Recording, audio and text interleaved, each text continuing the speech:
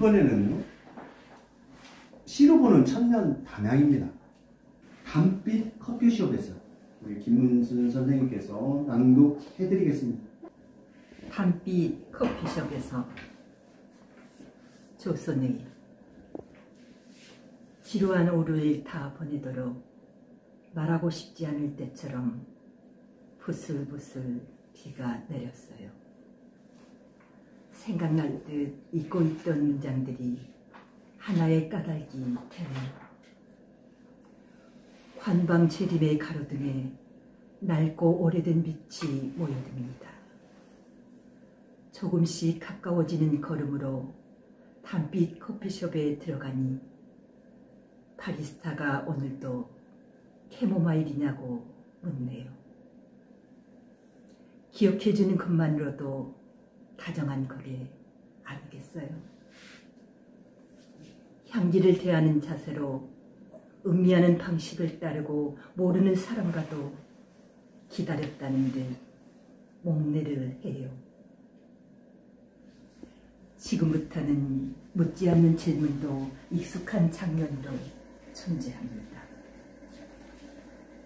옆 테이블에서 엇박자 나는 대화가 분위기를 망쳤지만 편견 없는 풍경은 밤의 휘장이 검어질수록 아늑하고 희미한 할로겐 전등 아래 감정을 누그러뜨리며 음악을 들어요.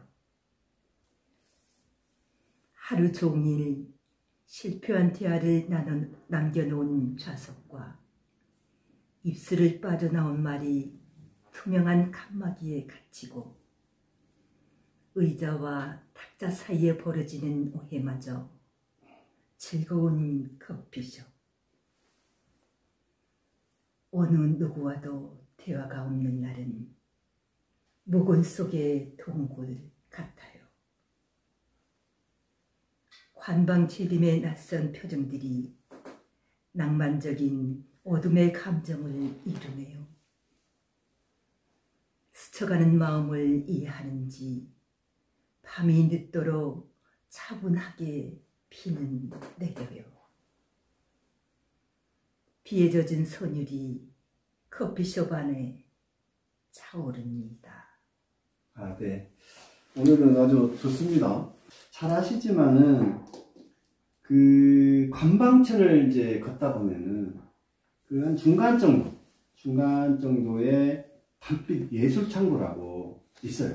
그래서 이제 그 담빛 예술 창고가 이제 그 창고가 한 동이 있었는데 그게 너무 아름다우니까 담양군에서 그 쌍둥이로 한 동을 더 지었어요. 그리고 신건물에서는 이제 공연과 뭐 전시 이런 걸 주로 하고요.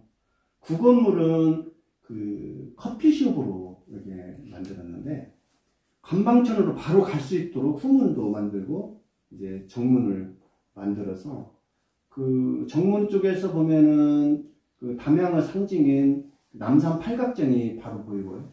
담빛 예술 창고는 그 예술과 카페가 공존하는 곳인데요. 카페 안에는 대나무로 만든 큰 오로간이 있어요.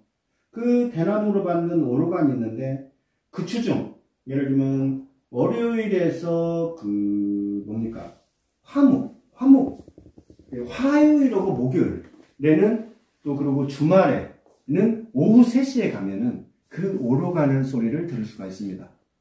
이 담빛 커피숍입니다. 요 시는 제가 비가 하루 종일 내렸어요. 작년인데요.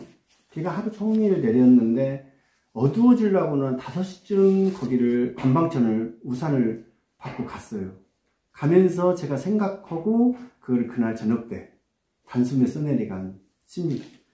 지루한 오후를 다 보내도록 오후가 막 어떤데 그날은 좀 지루했어요. 진짜 이건 누구나 뭐 그날 감정을 표현하는 거니까 꼭 이렇게 표현을 했다는 거. 말하고 싶지 않을 때처럼 부슬부슬 비가 냈어요. 말하고 싶지 않은 거예요. 누구하고도 말하고 싶지 않아서 혼자 걷는 거예요. 빗속을. 우울하기도 하고 허망하기도 하고 또 차분하기도 해서 오히려 그런 그 낭만을 깨트릴까 봐서 다른 분한테도 전화도 않고 저 혼자 지금 이쪽 중루권 쪽에서 메다세콰이엇 길을 향해서 가고 있는 겁니다. 생각날 듯 잊고 있던 문장들이 하나의 까닭이 된대요. 근거나 곡절을 까닭이거든요. 그런 어떤 일이나 현상, 원인 또는 그 조건을 까닭이라고 해요. 생각날 듯 잊고 있던 문장들이 하나의 까닭이에요. 잊고 있던 뭔가를 지금 생각하고 있는 거예요. 내가 뭐를 잊었지? 지금 저도 모르는 어떤 거를 지금 문장을 꺼내고 있는 겁니다. 관방제림의 가로등에 낡고 오래된 빛이 모여듭니다. 낡고 오래된 빛들. 그건 뭐냐면요. 아침부터 저녁 때까지 태양이 빛을 내보냈으니까 그것도 낡고 오래된 빛이에요. 네. 그게 이제 뿌옇게 가로등에 비가 오니까 모여드는 거예요. 이렇게 가로등으로 빛들이. 그 낮의 빛들이 이렇게 모여드는 겁니다. 조금씩 가까워지는 걸음으로 담빛 커피숍에 들어가니. 이제 차곡차곡 중루권 쪽에서 커피숍 쪽으로 가니까 자꾸 가까워져요. 이제 걸음이. 바리스타. 잘 아시잖아요. 이탈리아로 커피를 만드는 사람인데요. 오늘 또 캐모마일이냐고 묻네요. 제가 이제 글을 쓰기 위해서 몇 번 글을 가니까 그 아르바이트는 그 종업원이 저를 알아보고 오늘도 캐모마일 주면 되지요? 딱 이렇게 하시더라고요. 그래서 내가 그대로 쓴 겁니다. 그러니까 바리스타는 원래 커피를 제조하거나 만드는 사람이잖아요. 예. 근데 이제 그 바리스타는 자기 커피를 주고 싶었던가 봐요. 저한테. 근데 이제 저는 캐모마일만 시키니까 오늘 또 캐모마일이세요. 이제 이런 거예요. 예, 그날 그랬습니다. 기억해주는 것만으로도 다정한 거래가 아니겠어요. 저를 기억해주는 것만으로도 그 종업원은 성공한 거죠. 예. 그러니까 장사를 잘하려면 사람을 기억해야 된대요.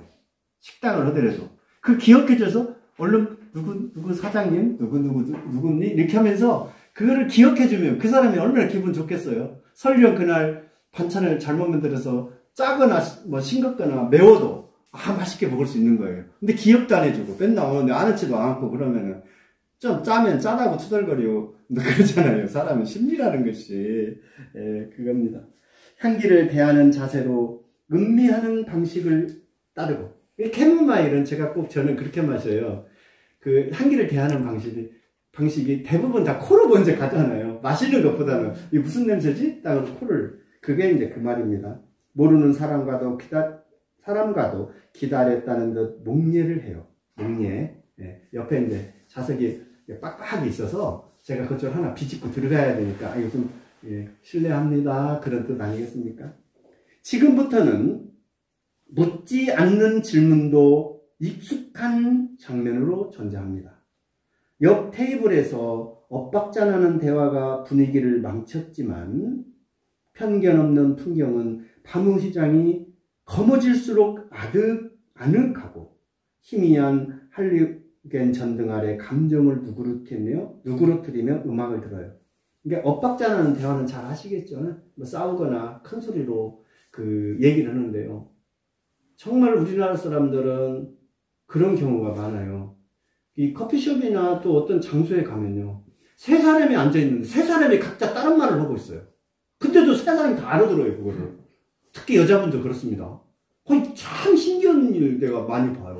세 사람이 얘기하는데 하나의 어떤 뭘 갖고 얘기하는 거 아니에요. 하나는 뭔 남편 얘기로, 하나는 자식 얘기를 하고 있고, 다른 한 사람은 다른 엉뚱한 얘기를 하고 있는데 다 알아듣고 있더라고요. 좀 신기해요, 우리가 대화법이. 그래서 그런 대화는 좀 바람직하지 않다. 그렇게 생각됩니다. 예. 그래서 이제 그렇게 표현을 한 겁니다. 하루 종일, 할루게는 잘 아시잖아요. 무드 조명등입니다. 하루 종일 실패한 대화를 남겨놓은 좌석과. 그 옆에는 실패한 대화가 실패해버렸어요. 하도 엇박자 나니까. 입술을 빠져나온 말이 투명한 칸막이에 갇히고, 이제 넘어간 말이 의자와 탁자 사이에 벌어지는 오해마저 즐거운 커피숍. 거기서는 서로 싸우고 오해가 있어도 커피숍이 즐거웠다. 거기에 있으면 그 말입니다. 어느 누구와도 대화가 없는 날은 무건 쏘고 동굴 같아요. 저는 그날 그 대화가 없었어요. 예. 그 뭔가 이상하게 그때는 우울증에 좀 우울감에 빠져가지고 얘기하기가 싫은 거예요. 그럼 만약에 그 종업원이 캐모마일, 이번에도 캐모마일이지요. 그 말뿐이었거든요. 그래서 제가 그거를 그냥 거기에 있는 제 자신의 어떤 무언의 동굴 속에 들어있는 그런 느낌을 받았습니다. 관방제림은 낯선 표정들이 낭만적인 어둠의 감정을 이루네요. 스쳐가는 마음을 이해하는지 밤이 늦도록 차분하게 비는 내려요. 비에 젖은 선율이 커피숍 안에 차오릅니다. 바깥의 풍경이 그 훤히 불밝힌, 아늑하게 불밝힌 커피숍을 향해서 모든 바깥의 풍경이 싹 아늑하게 이제 다 모여드는 거예요. 그래서 그 모든 이 바깥에 어둡고 비에 젖은 모든 것들이 커피숍 안으로 다 몰려와서 차오릅니다. 그렇게 표현을 한 겁니다. 제가 그 단비 커피숍에서 한번 봤습니다. 괄호 안에 단어 넣어보기네요. 괄호 안에 단어 넣어보기는 다 시조입니다. 사실은 우리가 이 시를 일반 시를 쓰기 전에 우리는 동시를 먼저 공부를 했어야 돼요. 사실은 동시를 공부하고 동시 다음에 좀 일반시 또 그다음에 시조 이런 식으로 했어야 되는데 원래 동시 공부하고 시조 공부하고 그 다음에 동시조라고 하죠. 요즘 동시조. 그 다음에 우리가 이런 시를 써야 됩니다. 네, 사실은 우리가 그 절차가 잘못됐다는 그렇게 생각하고 있어요. 네. 두수로 된 연시조인데요. 겨울 귤밭입니다. 겨울 귤밭. 겨울 귤밭은요, 말 그대로 그 제주도 가면 이건 이제 흔히 볼 수 있는 건데, 텅 빈 충만이라고 이렇게 보시면 돼요. 굉장히 어렵죠? 텅 빈 충만. 네. 뭔가 이렇게 수학의 결실이 있는 그런 곳. 우리가 들녘을 볼 때도, 우리는 그 텅 빈 충만을 볼 수 있습니다. 황량하지만 사실은 그 속에 충만함이 들어있는 거예요. 네. 황금 결실을 거둔 뒤에 내리는 눈이네요. 귀한 것일수록 버리는 마음가짐. 이거를 딱 보면 초장을 보면은 귀한 것일수록 버리는 마음가짐. 그러니까 일손이 없었는지 미처 수확을 다 하지 못하고 겨울 귤밭에 눈이 황짝 내려버린 거예요, 지금. 안타깝잖아요, 우리가 생각할 때. 농부는 얼마나 가슴이 찢어지겠습니까? 1년 12달 그 고생을 해가지고 만들어 놓은 게 어찌 보면 깡깡 얼었다고 생각하면은 지금 농부 마음은 말로 이룰 수가 없죠. 눈 내린 날은 장기도 털을 잡고 우는데, 유면하고 준말입니다. 이거는 세자해야 되니까 반드시 3, 5 이상이어야 됩니다. 초장, 중장, 종장입니다, 지금. 유면코 등을 돌리면 하늘 끝에 머무는 노을. 하늘 끝에 머무는 노을입니다. 답은 머무는 노을이에요. 자, 두 번째 수로 한번 가보겠습니다. 머물지 못하는 세월 나뭇잎 흔들고 갔다. 세월이 머물지 않잖아요. 그냥 가버리잖아요. 바다 가까운 담밖에 지치도록 쳐든 가지. 이 구절을 보면은 이 그리움이나 사무침을 이렇게 지치도록 어떤 뭇을 향해서 육지를 향해서 그 담밖으로 쭉 이렇게 뻗어 있는 거예요. 그런 게 뭇에 어떤 그 살고 있는 사람이거나 친구거나 뭐 누가 있던 그리움, 그거를 말한다고 볼 수 있습니다. 오늘 밤 네 무덤가에, 누구 무덤가인데 이제 여기도 시조를 이렇게 맞추기 위해서, 자수를 맞추기 위해서 이렇게 쓴 겁니다. 오늘 밤 네 무덤가에 별빛 한창 푸르겠다. 네 무덤가. 제주 산간에는 돌로 이렇게 무덤을 많이 만들잖아요. 네, 만드는데 여기서 하늘 끝에 머무는 노를 저 같으면은, 이게 시인 아주 대단하신 분인데 저는 부푸는 노을로 하고 싶어요. 부푸는 노을. 왜 그러냐면 그 아래가 바로 머물지 못하는 세월이라는 말이, 머물다라는 말이 또 있거든요. 그래서 두 개 45자 정도 되는데 그 겹치기 단어로 꼭 이렇게 안 해도 되니까 부푸는 노을도 괜찮겠다. 생각합니다. 자, 시조 봤고요. 이번에는 주어진 행어릇이 재구성합니다. 엉겅퀴예요. 엉겅퀴. 야홍화라고도 하고요. 야홍화. 가시나무물이라고도 해요. 어린 수는 나물로 무쳐 먹고요. 뿌리는 약재로 쓰거든요. 근데 이제 수화기, 운동계 질환, 혈중 질환, 하여튼 일명 만병통치약이에요. 이게 이제 알려지면서 산이나 들에서 무분별하게 이걸 채취를 해버리는 거예요. 근데 이제 이 엉겅퀴 뿌리는요, 굉장히 좋으니까, 지금 약재상에 가면 굉장히 싸거든요. 그렇게 비싸지 않아요.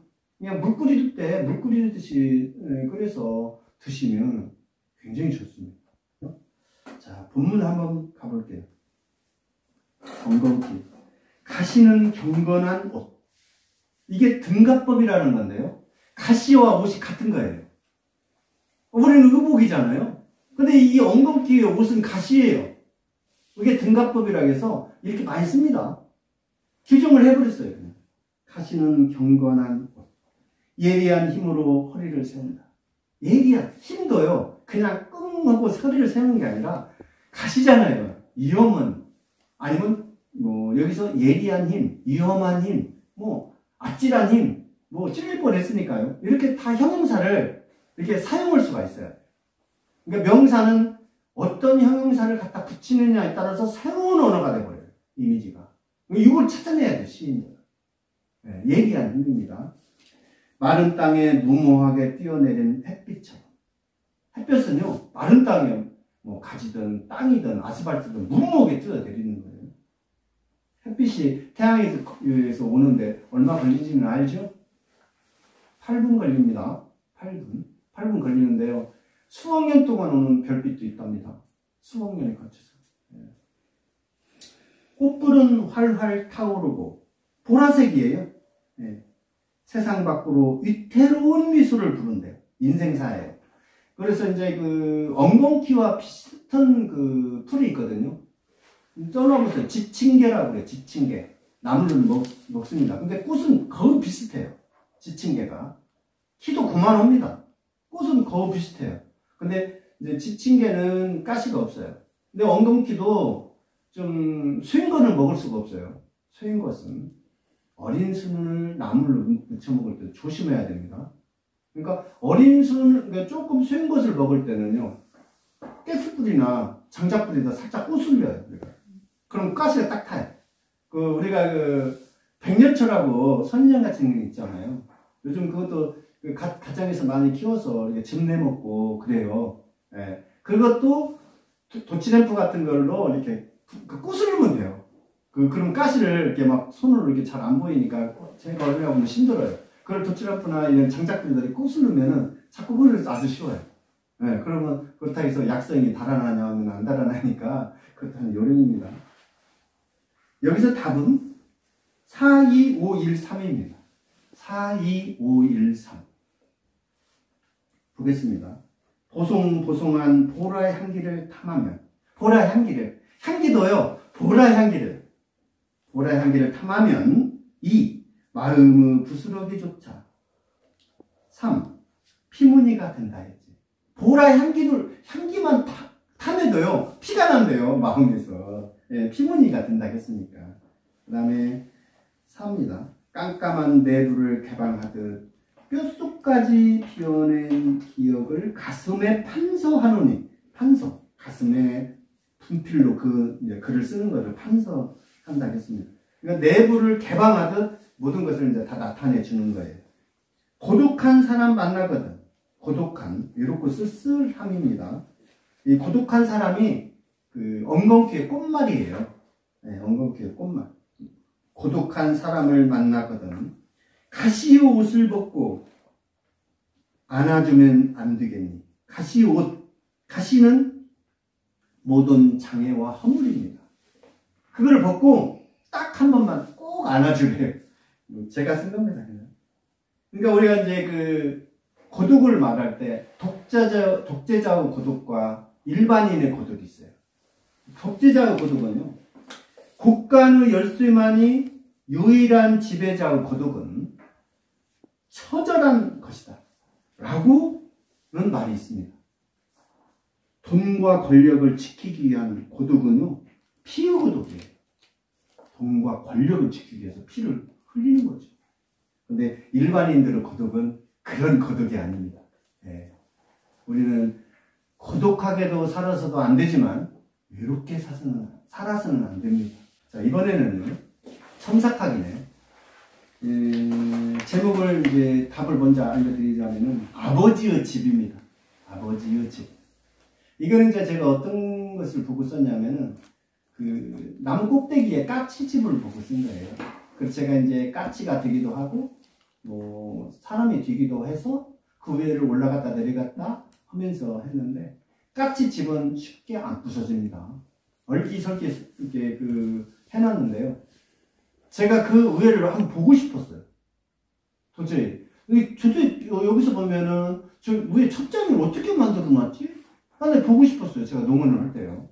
그래서 큰 사다리를 타고 올라갔습니다. 거기를 올라갔습니다. 높이 올라가고 이렇게 보니까 별것이 다 있는 거예요. 칫솔, 무슨 우리가 때미는 타올, 또 뭐 우리 그 주방 설거지하는 그런 그 있지 않습니까? 그런 거, 또 나무젓가락, 헝겊, 뭐 까치들이 다 물어갔더라고요. 제가 보니까 제 거를 제가 그 농원에 이제 뭐 씻기 위해서 갖다 놓은 것들을 다 물어갔더라고요. 이것들을 계속 없어져서 어디 갔나 했는데 그 까치가 물어갔던 거예요.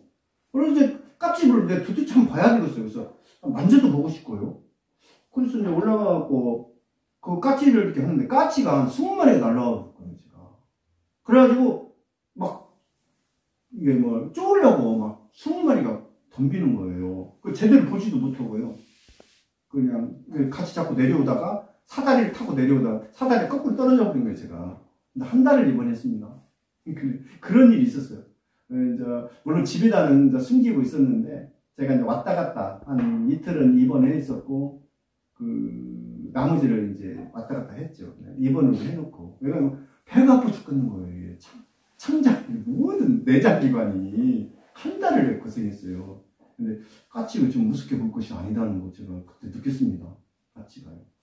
그래서 까치집은 제대로 못 봤는데요. 제가 그 순간에 딱 봤을 때 굉장히 정교했습니다. 이게 바람이 불어도 이게 위에가 다 터졌어요. 이렇게 다 터졌더라고요. 없어요. 지붕이 없더라고요. 다른 그 집들은 그 지붕이 있잖아요. 이렇게 둥지를 만드는데 이거 지붕이 없었어요. 까치는 그냥 거기서 이렇게 하면 뭐 날개나 이걸로 딱 하는가 봐요. 예, 지붕이 없었습니다. 근데 까치는 그런다네요. 알을 낳고 알을 품을 때만 거기 있는데 그 집에서 들어가서 사는 게 아니에요. 그 하나 딱 앉으면 딱 맞겠더라고요. 딱 하나. 한 마리. 예, 2마리도 아니고 한 마리. 예, 까치집 한번 봤습니다. 까치는 곁가지에 집을 짓지 않는다. 대체적으로 까치집은요, 이 몸뚱, 나무 몸뚱 그 바로 거기다 붙여요. 예. 그래서 이런 가지에다가 이렇게 다른 새집 짓듯이 가지에다 짓는 게 아니에요. 이렇게. 가끔 2층 구조도 있어요. 2층, 복층 구조도 이렇게 만드는 까치들도 있습니다.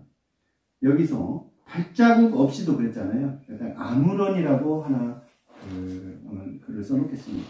아무런 발자국 없이도 땅바닥의 목재를 깎고 다듬는다. 이렇게 하지 말고 땅바닥은 지우겠습니다. 아무런 발자국 없이도 목재를 깎고 다듬는다.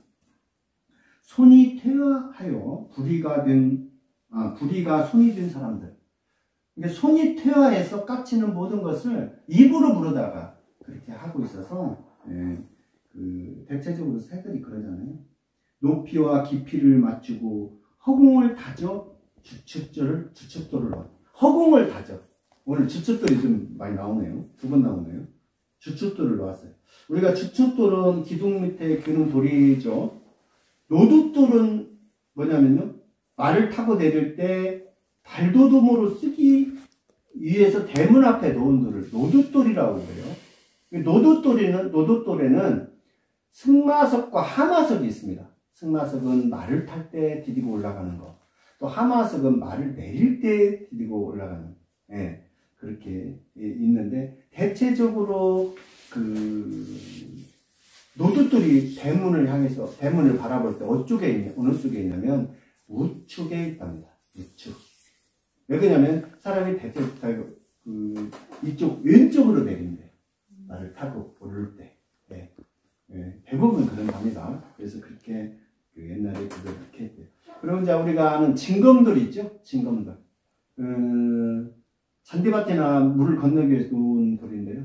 건방천 가다 보면 또 징검돌이 있습니다. 네. 그래서 이제 우리가 잔디밭에도 이렇게 맷돌 같은 거 요즘 그렇게 많이 넣잖아요. 그걸 징검돌이라고 그럽니다.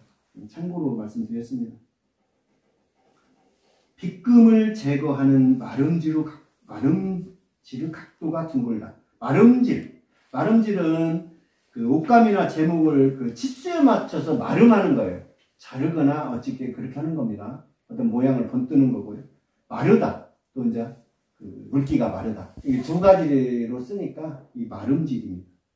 각도가 둥글죠. 때로 저 날개는 빈손의 바람이다. 맞아요. 빈손의 바람이에요. 어둡게 지나가는 아픈 상처들. 이 부분은 빼겠습니다. 빈손의 바람이다. 뼈마디 닳도록 날아보면 날개에 잘린 흉터마다 바람의 체온이 들어있다. 뭐 특별히 어려운 거 없습니다. 우듬지의 중심은 땅에 있으므로 땅에를 하늘에 있습니다. 오늘 우듬지의 중심은 하늘을 보고 있어요. 땅에 있는 게 아니에요. 한 번도 구름 등에 불을 끼얹지 않았다. 구름 위에는 비가 안 내리죠.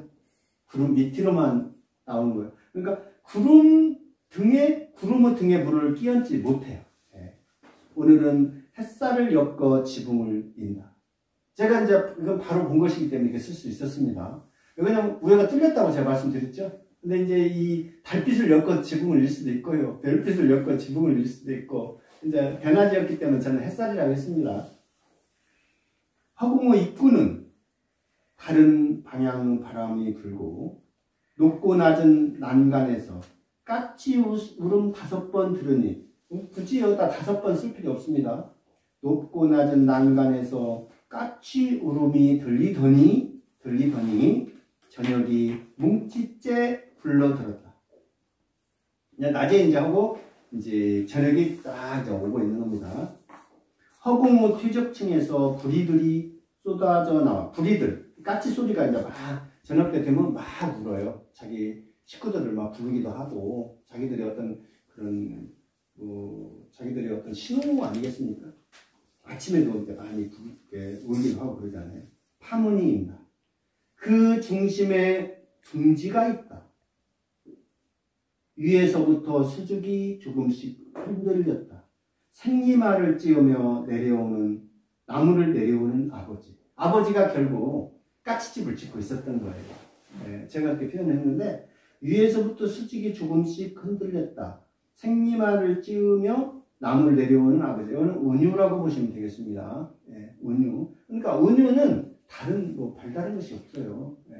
하다 보면, 시를 쓰다 보면 자기도 모르게 은유가 돼요. 모든 것을 확실하게 보여주는 게 아닌 것들이 은유라고 보는 거 아니겠습니까?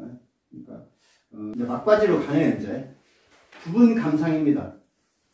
제가 항상 말씀드리지만, 이 부분 감상은 그 제목하고 내용하고 상이할 수가 있어요. 부분적으로만 이제 가져온 것이기 때문에 발주한 것이라, 그렇습니다. 잠자는 발톱입니다. 떠밀린 건지 무엇에 홀려 나온 것인지, 발톱이기 때문에 지금 발톱이 자라나는 모습을 지금 이분은 이렇게 표현하고 있어요. 긴 터널 속에 알몸으로 던져졌다. 잘 써졌죠? 이게 지금 이 발톱이 긴 터널이 있는데 거기에 지금 알몸으로 던져졌어요. 발톱이 알몸이에요, 지금. 사람이 또 한 명은 사람. 빛 찾아 내달리다 하루만큼 날이 세워지고 더듬이도 없는 그 끝은 상처로 빛났다. 가끔 손톱이 없으면 어떻게 될까라는 생각을 좀 많이 해봤어요. 근데 손톱이 하나 없으면 생활을 전혀 못할 것 같다는 생각이 들더라고요. 이 손톱이. 왜 그러냐면 손톱에다가 이제 그런 경험 많이 하잖아요. 손톱 깎다가 이 좀 너무 깊게 깎거나 먹으면은 이게 조금만 아파도 아무것도 못해요. 근데 이게 없으면 어떻게 뭘 뭘 어떻게 하겠어요? 이 숲도. 그러니까 사람의 신체 어디가 중요하지 않은 것은 하나도 없다. 잘난해도 계속 불어나는 욕망. 줄치시고요. 점점 더 두껍게 굳어져 갔다. 찬란해도 계속 그 불어나는 욕망. 굉장히 잘 쓴 겁니다. 그 사람이 태어나서요. 사람이 태어나서 이빨이 나면서 투쟁이 시작돼요.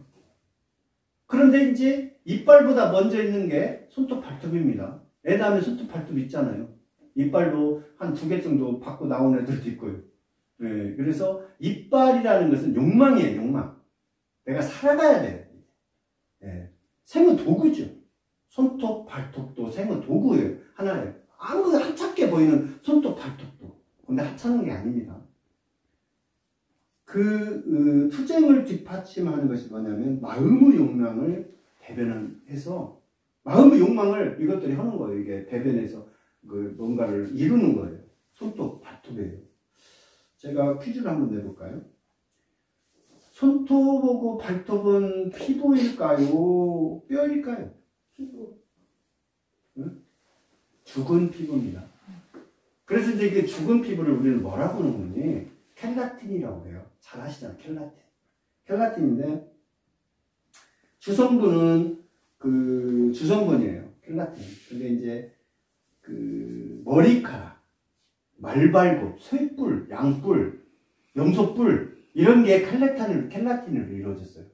그래 이 켈라틴으로 이루어진 것들은 어떤 역할을 하냐면 대항하거나 결투를 해요. 네. 쇠뿔. 소가 소 없으면 어떻게 싸우면 발로 옵니까 그거? 네. 말은 있잖아요. 뿔이 없잖아요. 그럼 발로 찬 거예요. 그 말발굽으로. 이게 사람이 있잖아요. 극잖아요. 그러니까 이게 결투, 대항하기 있는 거예요. 대항하기 위해서. 그러면 그 손톱, 발톱이 성인 남녀 하루에 얼마 정도 자라날까요? 어려운가요? 0.1mm 정도 자란다고 그러네요. 근데 이게 손으로 노동하는 사람은요, 잘할 새가 없대요, 이것도. 참, 그렇다고. 이게, 그러니까 욕망이라는 것을 지금 표현하기 위해서, 이게 지금 잠자는 발톱, 이렇게 했는데, 잘난해도 계속 불어나는 욕망. 대단한 글귀입니다. 넘기겠습니다. 세상을 향해 첫 발을 내딛는 그 순간부터. 이게 없으면 안 돼요. 자, 그래서 그 욕망이 어디서 나타나냐면, 이빨이 있잖아요. 처음에는 잘 아시겠잖아요. 여기 계신 선생님들은. 아기가 젖을 먹을 때 절대 물지를 않는데요. 아래 이빨이 나면서 투쟁이 확실하게 시작되는 거예요, 이제. 어미도 물을 만큼. 그럼 나를 젖을 떼주고 이유식을 먹이시오, 그 말이래요. 무조건 그래서 계속 이유식만, 젖만 먹이지 말고. 그때부터 이제 서서히 하니까, 이제 제가 언제 강의에서도 그랬잖아요. 앞가짐기를 발랐다. 젖꼭지에다가. 얼마나 씁니까, 그게. 그리고 이제 다른 것도 뭐 바르기도 하고, 별걸 다 하는데, 무는 거. 그때부터 확실한 이제 투쟁이, 본인의 투쟁이 시작되는 거예요. 그래서 이제 투쟁이 확실하게 안 되면 뭐냐? 우는 거예요. 2가지 무기만 갖고 애기들은 살아나가요. 2가지 무기. 그래서 이제 잠자는 발톱 한번 알아봤습니다. 이번엔 고드름이네요. 고드름. 참. 절마당엔 노스님이 가리키던 동백꽃 하나, 투. 지금 절마당에 있는데 동백꽃을 노스님이 지금 손가락으로 지금 가리키고 있어요. 투. 지구. 이쯤에서 풀자. 내 탓이다. 이쯤에서 풀자. 내 탓이다. 결자해지라고 그러죠. 매듭을 묶은 사람이 풀어야 된다. 아니면 묶지 않았는데도 내가 풀겠다. 내 잘못이다. 내 덕이 부족해서 그런다. 내가 이제 좀 그만하자. 그 말이에요. 그러니까 여기서는 고드름이라는 제목이 나왔는데 동백꽃이 나왔고 아래에 보면은 낙숫물 소리가 나와요. 이쯤에서 풀자. 내 탓이다. 목이 마르다. 참고 견디는 어떤 세월입니다. 처마 끝에서 지상까지의 거리를 재는 낙숫물 소리 이렇게 했어요. 이제 이 기절만 너무 좋아서 가져왔습니다. 다른 말이 또 있는데요. 여기서 그 동백꽃은 낙숫물이에요. 낙숫물. 네. 툭 떨어진 그 동백꽃과 고드름을 기가 막히게 오버랩시켜서 만든 시입니다. 자, 마지막이네요. 모태입니다. 모태. 토막난 철사줄을 본다. 철사줄 흔히 이렇게 있잖아요. 길거리 가다 보면은 철사줄이 이제 토막나서 있습니다. 숨이 멎을 때까지 많이 바둥거렸을 끝이 뾰족한 한 생애를 본다. 근데 이게 뭐냐면 철사를 이제 양손을 이렇게 계속 휘잖아요. 그럼 뚝 부러집니다. 철사가. 근데 이 시 전체적인 걸 보면 뭐냐면 이게 철사줄이 지렁이에요. 우리가 흔히들 이게 지렁이가 이제 습했다가 비가 많이 오는 날 올라옵니다. 왜 올라오겠어요? 숨을 못 쉬니까 올라오는 거예요. 땅 표면으로. 올라왔다가 미처 제 구멍 찾지 못하고 햇빛이 바짝 나면은 그냥 철사줄처럼 딱 이렇게 돼버린 거예요. 그러니까 이 시는 길에 바짝 마른 지렁이를 보고 쓴 시인데요. 지렁이를 철사줄로 비유를 해서 굉장히 잘 써진 시입니다. 이처럼 묘사에는 설명적 묘사와 암시적 묘사가 있어요. 설명적 묘사는 어떤 경우인지 제가 한번 구문을 가지고 제가 한번 말씀드릴게요. 설명적 묘사입니다. 바람이 유리창에 부딪힌다. 이거 설명적 묘사를 지금 하고 있어요. 바람이 지금 이 유리창에, 인문학 가옥의 유리창에 부딪히고 있어요. 그런데 여기 이제 암시적 묘사를 어떻게 하냐면 간단해요. 바람이 유리창에 날벌레처럼 매달려 극성이다. 이런 식으로 똑같이 하는 거예요. 바람이 여기 날벌레처럼 극성을 부리는 걸 암시적 표현이라고 해요. 날벌레를 하나를 더 날벌레를 도입을 해가지고 이 시를 좀 더 은유적으로 묘사를 하는 겁니다. 이거를 암시적 묘사다 보니까 그냥 알아놓으면 좋겠습니다. 자, 시는요, 쓰면 쓸수록 어렵다고 말하는 분이 참 많이 있어요. 이는 죽을 때까지 부단히 노력하지 않으면 좋은 시를 쓸 수 없다는 그 경고라고 생각합니다. 이유야 어찌됐든 차근차근 시를 공부하다 보면 좋은 시를 쓸 수 있습니다. 자기만의 마음을 언어로 표현하는 연습을 게을리해서는 안 됩니다.